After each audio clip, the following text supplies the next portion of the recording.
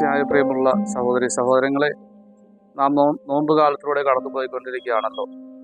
നോമ്പ് കാലത്തിൽ നമ്മെ തന്നെ കൂടുതലായിട്ട് മനസ്സിലാക്കുവാനും ദൈവവുമായിട്ടുള്ള ബന്ധത്തെക്കുറിച്ച് വിശദമായിട്ട് ചിന്തിക്കുവാനും പരിഹാര പ്രവൃത്തികളിലൂടെ ദൈവവുമായിട്ടുള്ള ബന്ധം ഊഷ്മളമാക്കുവാനുമായിട്ട് പരിശ്രമിക്കുന്ന ഒരു കാലഘട്ടമാണല്ലോ.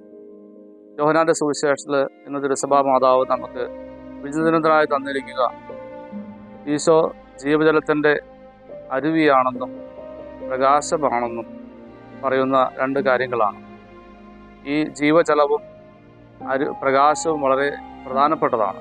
വെള്ളവും വെളിച്ചവും നമ്മുടെ ജീവിതത്തിന് അത്യന്താപേക്ഷിതമാണ്. ഈശോ പറയുന്നുണ്ട്, ഞാൻ എവിടെ നിന്ന് വന്നു എന്നും എവിടേക്ക് പോകുന്നുവെന്നും കൃത്യമായിട്ട് എനിക്കറിയാം. ലോകത്തിന് പ്രകാശമായിട്ടാണ്, ലോകത്തിന് ജീവൻ നൽകുന്ന അരുവിയായിട്ടാണ് ഈശോ ഭൂമിയിലേക്ക് വന്നതെന്നും അത് കൃത്യമായിട്ട് നിർവഹിച്ചുകൊണ്ട് കടന്നു പോകുന്ന ഈശോയെയും സുവിശേഷങ്ങൾ നമുക്ക് കാണുവാനായിട്ട് സാധിക്കും. ഉൽപ്പത്തിയുടെ പുസ്തകത്തിൽ നാം വായിച്ചു കേൾക്കുന്നുണ്ട്, ഇന്നത്തെ വായനയിൽ വായിച്ചു കേൾക്കുന്നുണ്ട്, ആഗാറിനോട് ദൈവദൂതൻ ചോദിക്കുന്ന ഒരു ചോദ്യമുണ്ട്, നീ എവിടെ നിന്ന് വരുന്നു, എവിടേക്ക് പോകുന്നു എന്ന്. അതിനൊരു പശ്ചാത്തലമുണ്ട്. അബ്രഹാമിനോട് ഭാര്യയായ സാറ പറയുന്നുണ്ട്, വൃദ്ധയായ എനിക്ക് മക്കളുണ്ടാകാൻ സാധ്യതയില്ല, അതുകൊണ്ട് ദാസിയായ ആഗാറിനെ നീ സ്വീകരിക്കുക എന്ന്.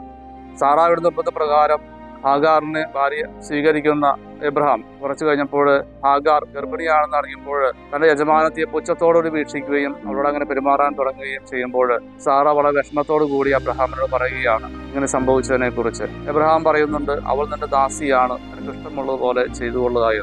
സാറ തന്റെ ദാസിയോട് വളരെ ക്രൂരമായി പെരുമാറി എന്നാണ് വചനം പറയുക. പ്രിയമുള്ളവരെ, ഈ വചനഭാഗം നാം ചിന്തിക്കേണ്ട ഒരു കാര്യം, ആഗാർ ആരാണെന്ന് ആഗാർ തിരിച്ചറിയുകയും നിൽക്കേണ്ടത് നിൽക്കുകയും ചെയ്യേണ്ടത് ചെയ്യുകയും കൊടുക്കേണ്ട പരിഗണന അർഹതപ്പെട്ട പരിഗണനയും ഒക്കെ കൊടുത്തിരുന്നുവെങ്കിൽ ഒരു പക്ഷേ ആഗാറിന് അവിടെ നിന്ന് ഓടിപ്പോരേണ്ടി വരികയില്ല.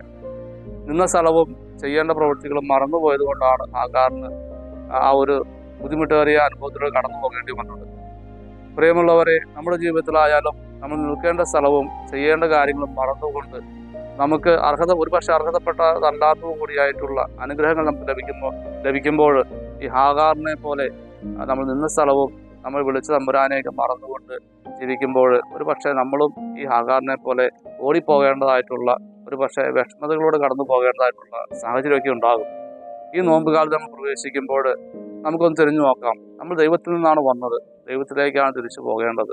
ദൈവം നമ്മെ നല്ല ദൗത്യങ്ങൾ ഏൽപ്പിച്ചാണ് ഓരോ വ്യക്തിയും വിട്ടിരിക്കുന്നത്. നല്ലൊരു മാതാവാകുവാനായി, നല്ലൊരു പിതാവാകുവാനായി, നല്ലൊരു വൈദികനോ സന്യാസിനിയോ ആകുവാനോ, അല്ലെങ്കിൽ സമൂഹത്തിന് ഉപകാരപ്പെടുന്ന ഉത്തരവാദിത്വമുള്ള നിർവഹിക്കുന്ന വ്യക്തികളാകുവാനായിട്ടാണ് നമ്മൾ ഓരോരുത്തരും ദൈവം വിളിച്ചിരിക്കുന്നത്.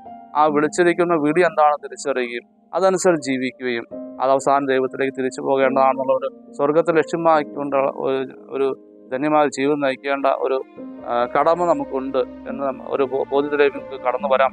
അതോടൊപ്പം തന്നെ പ്രകാശമാകുന്ന ക്രിസ്തുവിനെ അനുഗമിക്കുന്നവർ ഒരിക്കലും അന്ധകാരത്തിൽ നടക്കുകയില്ല എന്ന് വളരെ ശക്തമായി ഇന്നത്തെ സുവിശേഷം വായിച്ചു കേൾക്കുന്നുണ്ട്.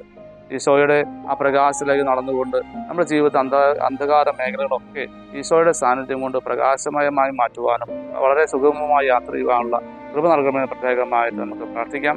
ദൈവം നിങ്ങളെല്ലാവരെയും സമൃദ്ധമായി അനുഗ്രഹിക്കട്ടെ. നിങ്ങളുടെ ആവശ്യം ശിയാകൃതയും പിതാവായ ദൈവത്തിന്റെ സ്നേഹവും പരിശുദ്ധാത്മാവിന്റെ സഹവാസവും നമ്മളെല്ലാവരും സമൃദ്ധമായി ഉണ്ടാകട്ടെ, ഇപ്പോഴും എപ്പോഴും എന്നേക്കും.